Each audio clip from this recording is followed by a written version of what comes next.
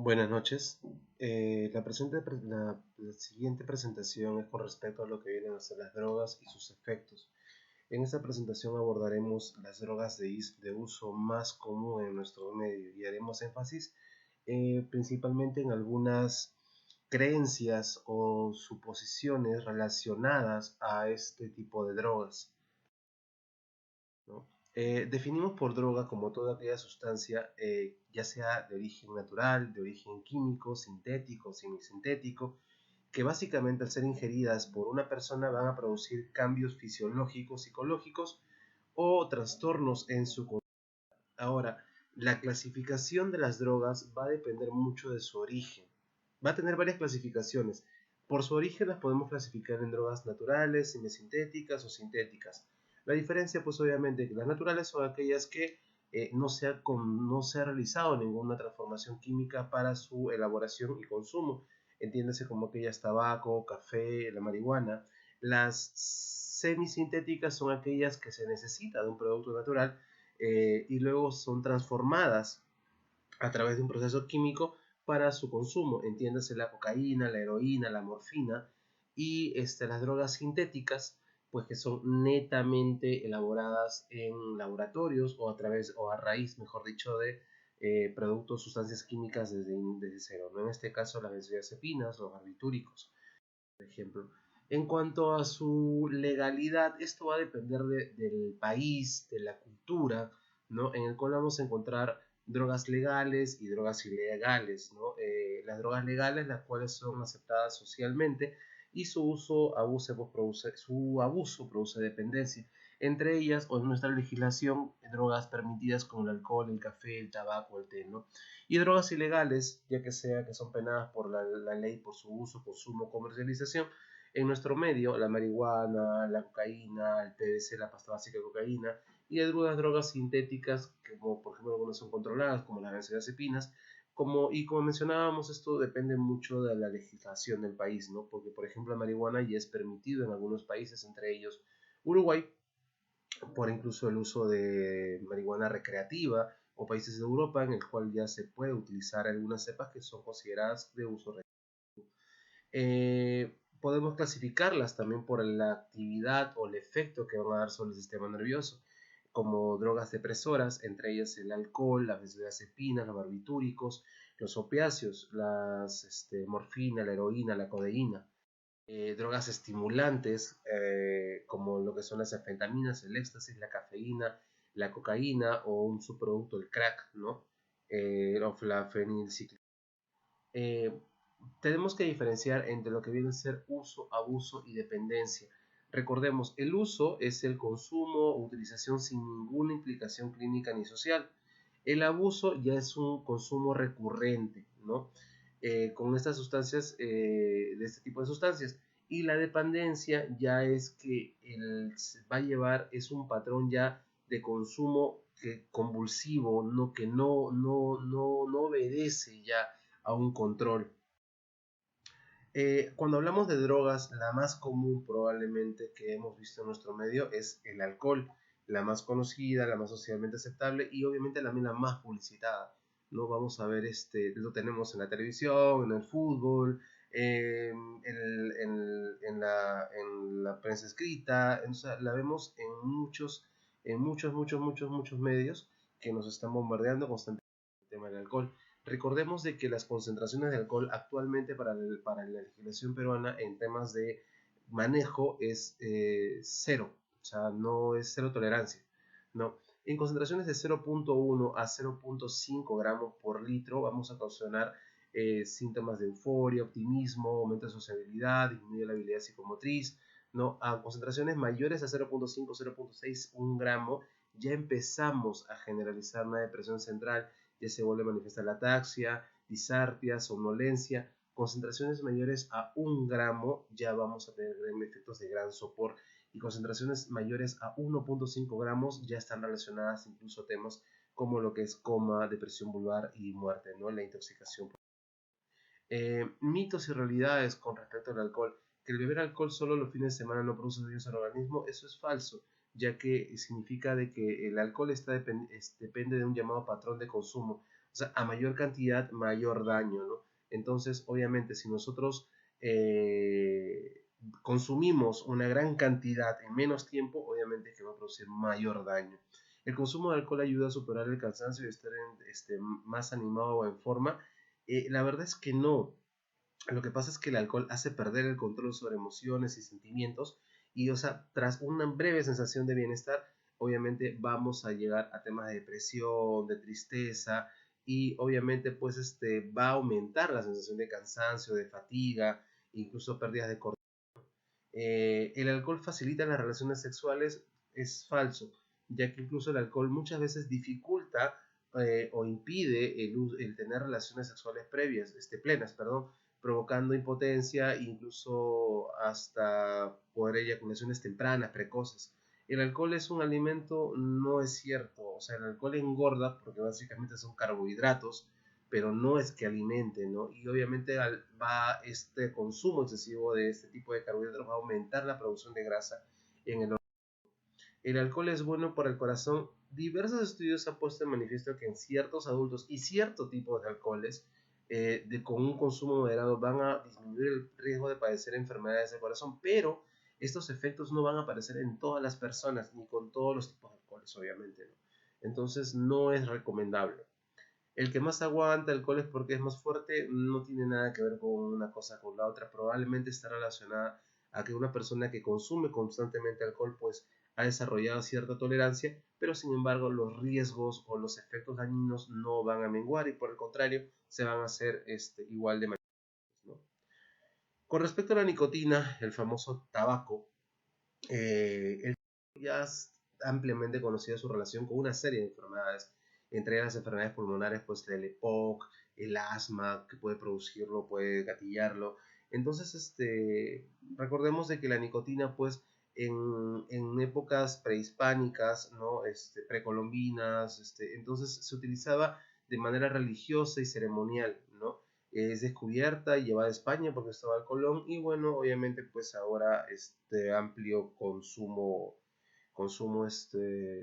¿no? Aunque se ha limitado su publicidad, aún pues vemos que su consumo sigue siendo bastante elevado. En cuanto al tema del contenido de lo que puede tener un cigarrillo, vamos a poder observar las diferentes sustancias que componen este tipo de droga. Podemos observar en cuanto al tema de los componentes o las diversas sustancias químicas que componen el cigarrillo al momento de ser encendido, los humos que desprenden, productos como el alquitrán, el plomo, el cloruro de vinilo, la nicotina, la naftalina, o sea, es una serie de verdad de sustancias que a la larga van a producir un gran daño, no solo principalmente en el árbol respiratorio. Con respecto a ciertos mitos y realidades, con respecto al cigarro, tenemos en cuenta de que fumar un cigarro relaja y alivia el estrés. El tabaco no tiene propiedades relajantes porque básicamente es un estimulante. Esta sensación de alivio se debe a la supresión de los síntomas de abstinencia producidos por la falta de nicotina en el cerebro. Entonces, obviamente que el cuerpo al recibir la nicotina siente esta sensación de estrés o de alivio. Los cigarros bajos en nicotina no hacen daño, no son cancerígenos. Si bien es cierto, los cigarros bajos en nicotina y alquitrán son menos nocivos, el mismo cuerpo va a requerir o va a incrementar su demanda por la cantidad para poder suplir esa demanda o esa necesidad o esa dependencia de nicotina. El tabaco contamina más, pero los vehículos así, porque más que los vehículos, así que sí podemos ser víctimas de contaminación ambiental. ¿Por qué preocuparnos? El tabaco está presente en la mayoría de cánceres, en gran cantidad de patologías oncológicas entonces diagnosticadas, entonces y es un factor de riesgo para otras enfermedades adicionales. Entonces, por lo tanto, no solamente el tema de contaminación del cual deberíamos realmente preocuparnos, sino de verdad el riesgo que conlleva el consumo frecuente. Yo no dependo del tabaco, puedo dejar de fumar cuando quiera. La dependencia del tabaco es una de las más difíciles de sobrellevar y es más, necesitan en muchos casos ayuda de medicamentos y de apoyo psicológico y hasta psiquiátrico, ¿no? Cuando se deja de fumar se pasa muy mal, es peor el remedio que la enfermedad. Al inicio sí es cierto, Pero cuando se deja el tabaco, la dependencia de la nicotina puede provocar malestar, lo cual, como yo mencioné, se puede disminuir con cierto tipo de medidas, pero también vamos a empezar a notar la mejoría conforme vayan pasando las semanas, ¿no? Si se deja de fumar, se engorda siempre. Esto es básicamente por la ansiedad producida en el síndrome de abstinencia, ya que también porque al ya no tener tabaco va a haber un aumento en lo que es el tema de los sentidos, el olfato, el gusto. Entonces una persona va a aumentar su consumo de este tipo de sustancias, de alimentos, ¿no? Pero una alimentación adecuada, ejercicio moderado y ayuda psicológica, pues la verdad van a ayudar mucho para sobrellevar este tipo de inconvenientes. La marihuana. Recordemos que la marihuana, su componente activo es el 9-tetrahidrocannabinol, ¿no? Es la principal sustancia activa y bueno, obviamente pues el mayor consumo que se produce de esto es fumado. ¿Qué efectos produce la marihuana? Multisistémicos. A nivel de ojos disminuye la presión interior del ojo y se pone rojo. Los oídos, a nivel de oídos se distorsiona el sonido e incrementa la audición.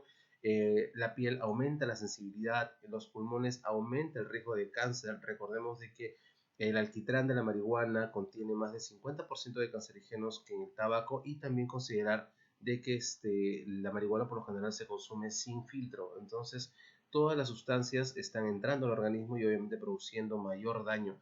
Incluso se considera que 3 cigarros de cannabis al día pueden provocar el mismo daño que producirían hasta 20 cigarros de tipo convencional, además de los problemas a nivel del sistema nervioso que se podrían producir a nivel del cerebro, afectando a la memoria inmediata y de corto plazo, así como la coordinación con la boca seca, y en el nivel de estómago, pues obviamente incrementando lo que es el tema del apetito. Con respecto a lo que son mitos y realidades, es un producto inofensivo para la salud, ya que es un producto natural. Tenemos que tener en cuenta que un producto natural y un producto inocuo no son sinónimos, ya que incluso el tabaco, el opio, también son productos naturales y sus riesgos y alcances nocivos están altamente demostrados, ¿no? Los jóvenes consumen cannabis porque está prohibido. Si se legalizara se consumiría menos. Recordemos que las drogas que más se consumen entre jóvenes son el alcohol y el tabaco y son legales. Además de que además de que en el consumo, que más que la prohibición, ¿no? Influiría también la facilidad de conseguir esta sustancia y el grado de aceptación de la misma. Entonces no es algo que podamos estar seguros de que, bueno, al legalizarla, pues obviamente lo que es su consumo. El cannabis tiene efectos terapéuticos. Recordemos que los efectos terapéuticos se utilizan de manera controlada, no tienen y no se refieren a ningún tipo de uso recreativo, ¿no? El consumo de cannabis puede controlarse ya que no produce adicción. Al contrario, existen muchos estudios que demuestran que un consumo continuo va a producir adicción, ¿no? Incluso esta adicción va a ser mucho más apreciada en la adolescencia.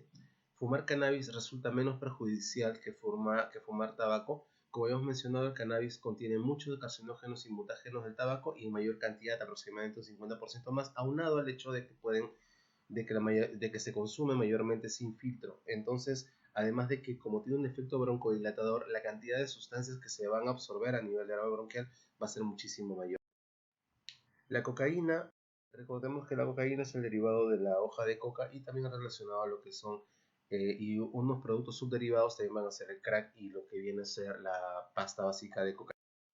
Los efectos de la cocaína van a ser igual multisistémicos a nivel del sistema nervioso, problemas neurológicos asociados a accidentes cerebrovasculares, psicosis, paranoia, ansiedad, depresión a nivel de nariz, irritación y sangrado nasal, pérdida del olfato, aparato respiratorio, vamos a ver hasta paros respiratorios, problemas relacionados a lo que son exacerbaciones de asma, al sistema cardiovascular, taquicardia, hipertensión, a nivel de hígado, hepatotoxicidad, o sea, y a nivel de sexo, disfunción sexual, van a tener efectos a nivel de muchos sistemas. En cuanto al tema de lo que es consumo de drogas, vamos a ver que es una de las drogas más aceptadas en lo que viene a ser entre jóvenes, entre 15 a 24 años, 30 a los 35 años. Está bastante en estos rangos de edades. Con respecto a los mitos y realidades, la cocaína despierta y activa su efecto estimulante es pasajero, puede durar entre 30 a 60 minutos aproximadamente, tras lo cual se va a producir un bajón intenso a causa de cansancio, decaimiento, depresión y la necesidad de volver a consumir.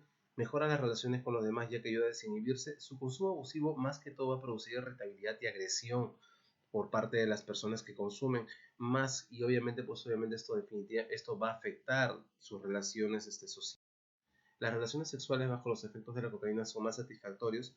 El consumo habitual de la cocaína lo que va a hacer es más bien disminuir el deseo sexual y ocasiona problemas de erección y eyaculación en los varones, y llegando incluso en algunos casos a producir ya temas relacionados a infertilidad o impotencia. La cocaína es una droga menos peligrosa que otras sustancias. Las consecuencias que produce sobre la salud física son muy graves, y además de las psicológicas, ¿no? Muchas veces llevados a temas violentos y a cometer actos delictivos para poder conseguir o solventar ese tipo de adicción. No pasa nada si solo se consume los fines de semana. Si solamente pensamos que se va a consumir los fines de semana, estamos hablando de que más de 100 días al año se van a poder consumir ese tipo de sustancias. Y obviamente hay que tener en cuenta de que los efectos no solamente son en el momento, sino van a perdurar durante los efectos negativos durante los demás días de la semana. Su uso es fácil de controlar. Es una de las drogas con mayor capacidad de generar adicción, como se demuestra en un creciente número de personas que acuden pues obviamente a urgencias por debido a este tipo de problemas, ¿no? Al respecto de lo que viene a ser en relación actualmente la pandemia COVID-19, tener en cuenta que para personas que consumen realmente no es que hayan estudios realmente extensos con respecto a lo que son el consumo de drogas y el problema de COVID. Recordemos de que en sí este tipo de drogas tienen afectación multisistémica, y como ya se ha visto, el COVID es un tipo de virus que va a tener una afectación multisistémica, pero principalmente en lo que son pulmones, de tal forma de que las drogas que están relacionadas a lo que viene a ser daño, que pueden llegar a causar más daño pulmonar, entiéndase lo que viene a ser el tabaco, la marihuana. Entonces van a poder, en estos pacientes el riesgo puede llegar a ser mayor de alguna complicación o algún daño adicional. Como lo vamos a mencionar, es posible que el uso de drogas pueda agravar la enfermedad de COVID, pero es necesario todavía contar aún con más evidencia, ¿no? Eso sería todo. Muchas gracias.